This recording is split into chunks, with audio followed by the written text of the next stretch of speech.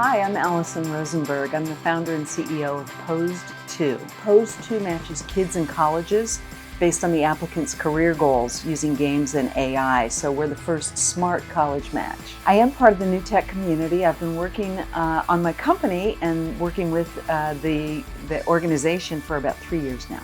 New tech has a lot of great energy and a lot of great ideas. It's a wonderful place to network and to bring together young, aspiring entrepreneurs and mature sponsors and companies. You know, if I had more time, I'd probably go into the issue of gender bias in the startup community. It's really serious. I have to say it's become sort of fashionable for organizations and investors to talk about the importance of gender equity, but we know that the only 2% of resources available to startups to succeed is actually being captured by female founders. Well, you can email me at allison@posed2.com or find me on Twitter at posed2_.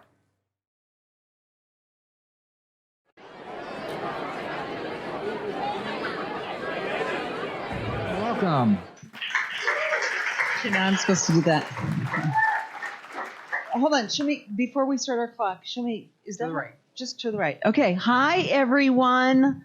I'm exhausted. I want to go home and go to sleep now. My name is Allison, and I am the founder and CEO of posed2, the platform that asks the question, what are you supposed to do? Let me set the table here for a second. Generation Z, kids born after 1995, have grown up in a world of hyper-personalized advertising. If you want to appeal to a Gen Zer, you better appeal to them as an individual. Everybody's doing it. You can see it. I don't have to explain it. Everybody's telling us what to buy, who to date, what to listen to, and what to watch. And Gen Z has come to expect this kind of personalized attention.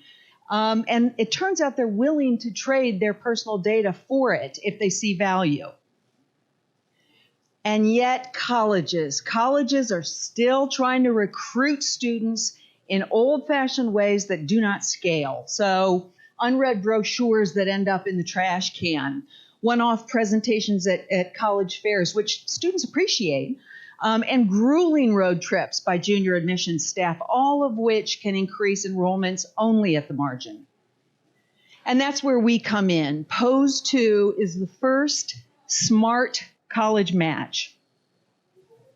We are harnessing the power of machine learning and the stickiness of video games to help kids find the colleges that they fit with based on their career goals, and that's important. It's college match based on career goals. You can think of us as OkCupid for college match. We're a two-sided marketplace, and like every other two-sided marketplace, every dating app, every ride-hailing app, our job is to match buyers and sellers, in this case, buyers and sellers of higher education, based on goodness of fit. It doesn't do us any good to recommend that a kid apply to a school that they're not going to get into any more than it does me any good when one of these dating apps gives me a guy that I'm not interested in. So we have to find the right fit. How do we do it? Our secret sauce is behavioral psychometrics. We are capturing massive amounts of micro-behavioral data from gameplay and deploying machine learning to transform or render those miscellaneous data bits into meaningful psychological characteristics. Once we have those psychological profiles of the player, we can predict career fit based on decades of existing literature and data. And then once a young person homes in on what they want to do after they graduate from school, our recommendation engine can recommend the schools and the curricula best suited to their goals. The value proposition, I think, is pretty obvious. If we can help kids figure out what they want to do after they go to school, they're better positioned to know where to apply and what to study. And all of this enhances time to graduate and therefore controls costs. On the institutional side, adding posed2's psychographic profiles of applicants to applicant reviews allows the institution to personalize their marketing campaigns to the individual's attitudes, interests, and personality. And that lets the schools highlight their offerings both on campus and in the community that are going to appeal to the individual student applicant. These data-driven profiles and personalized recruiting means students engage more, they interact, and the ultimate goal is to convert, apply, and enroll. The market opportunity is huge, very quickly, believe it or not. Kids, individuals and their families are spending $8 billion every year just to go through the application admissions process, decide where to go to school. Schools are spending $10 billion a year to market and recruit them. That's an $18 billion opportunity. posed2 was founded in Seattle. In 2016, we have been competitively selected to participate in both Y Combinator's and Techstars pre-accelerator programs. With more than 5,000 early users, thank you, 1 minute. With 5,000 early users, we've created our preliminary proprietary algorithms, and we've raised $350,000. You don't care about this. Let me just tell you that the last stat tells you that our run rate 5 years out is $80 million a year. I come to this venture with a long history of work in the higher education enterprise, PhD in psychology from Harvard, senior administrator at some major college campuses, and the director of academic outreach at Microsoft.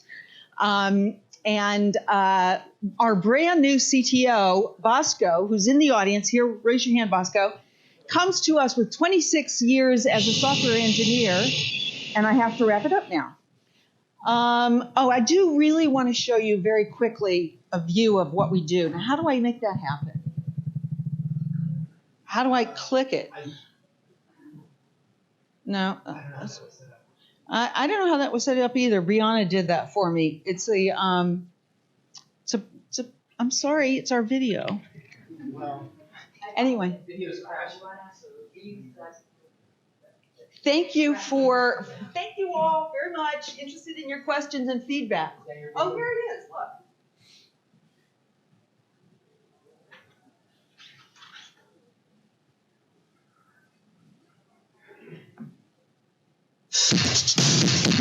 She's alive.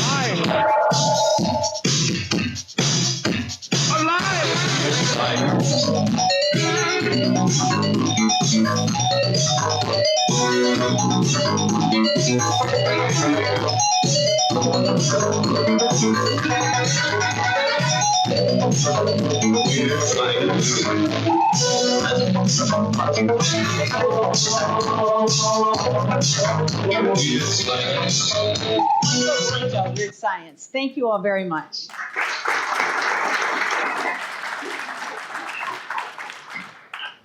I guess we have 3 minutes for questions. Is that how it goes? Questions, anybody? Tell us something that we wouldn't know from your presentation or from your resume. Something that you would not know from my resume. Well, I performed on stage with Weird Al Yankovic as one of Robert Palmer's backup singers.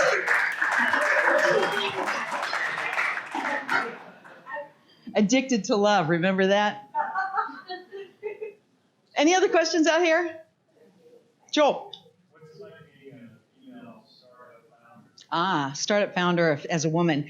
You know, that's a very, very rich set of thoughts I have on that, but I'm going to put it this way. What kind of a warrior goes into the stadium where they know 95% of all combatants will be killed with access to only 2% of the resources that ensure success? Shields, trainers, lions. What kind of a combatant does that? And my answer is only a female founder does that.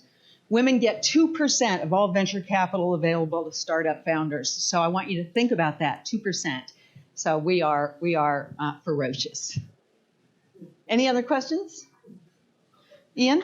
So how does your product use games to match